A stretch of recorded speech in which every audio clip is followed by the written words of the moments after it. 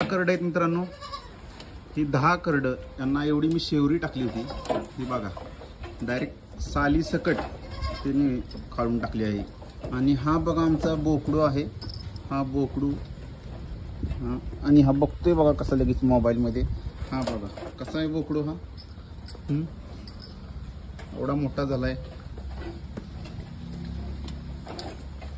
तो एक मोठा बोकडू आहे बघा. तो साल कशी खातोय.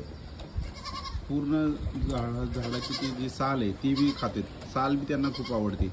एवढा चारा एक कावळाभर होता, पूर्ण खाऊन टाकला यांनी 10 बारक्या बोकडांनी.